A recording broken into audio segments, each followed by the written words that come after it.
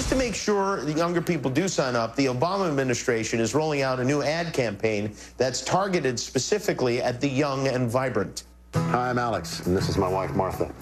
And we're both approaching the big 6-0. And we have health care issues to deal with. It's not cheap. But fortunately, we don't have to pay for it. No, you do. That's right. You young people are paying for our drugs and our doctors. Not to mention our Social Security and our Medicare when we retired at Boca. And you know why? Because you don't vote. And we do. That's right.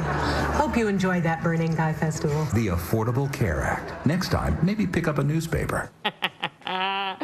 I love it. Or tune into The Independence, where if you're making babies, we are not the ones to stand in the way of your horizontal mambo. Having said that, the debate over the contraception mandate pits nuns against the state. Obviously, sisters are doing it for themselves, and they don't need outside government influence. But what about the rest of us broads?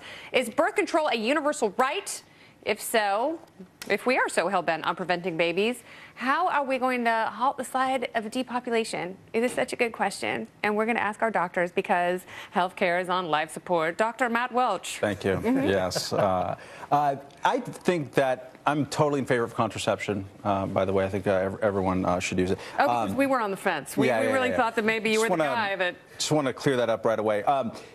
What makes all this interesting is when the government gets involved in healthcare and intimate decision-making here, you have two sides of the coin. One is contraception, and so you have a lot of Democrats and supporters of Obamacare saying, of course, this has to be provided for free or cheap for everybody. But then you have, let's say, Republican Governor Bob McDonnell in Virginia, who for a while, a year and a half ago, was saying that if anyone was going to have an abortion, they need to have a transvaginal exam. That's a little personal. It's a little personal, but the point is when you put politicians in a position to affect intimate decisions, either way, you're going to offend someone's values, and that's what interests me about the whole debate. All right, so is it a public good or a personal choice? Should the government pay for it? Yes, it's part of health care, so I think the government should pay for health care. I mean, I could say a lot of things are part of health care. I could say my deep conditioner that makes my ends look sassy I'm talking about necessary health care, something that is necessary. I'm not talking about hair transplants and dermabrasion. It's necessary for me to have cross-training as part of my fitness regime, so the government should pay for my treadmill and my $10,000 bicycle. The point is, on some of these cases, is that people who actually don't need to have it are being asked to pay for it as part of a cross-subsidy regime. And is that a good idea? And then people who find that it offends their religious sensibilities don't want to have to pay for it. Should they have to be paid for it? Isn't that an act of religious conscience? Yeah, if 2/3 of your life you don't need birth control, why should you have to pay for it all of your working life?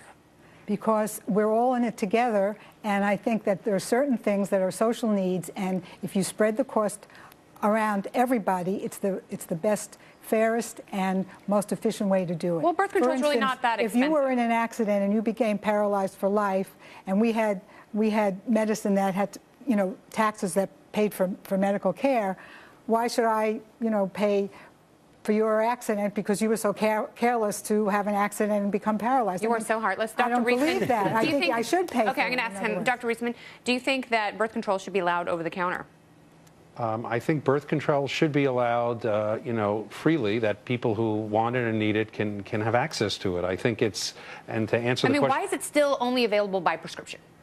Well, like with many medications, you have to really make sure there are no risk factors for developing complications. There are complications with every medicine. There are complications with aspirin.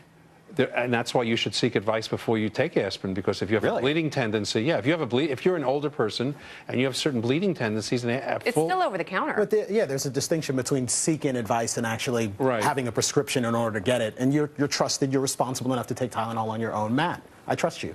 I don't trust you. I walked into CVS the other day and I said, I deserve condoms, give them to me now. You know what they told me? Eat a bag of Rex. All right, imagine a world where health care is so restrictive, even the best doctors throw up their hands and leave the system for private practice and greener pastures. Is that time now? Are we seeing a mass exodus in medicine? That discussion is vital, and we'll have it. Stat. Oh, Nancy, can't we stop, look, and listen before we cross the street into the brave new world of health care? We have to pass the bill so that you can find out what is in it.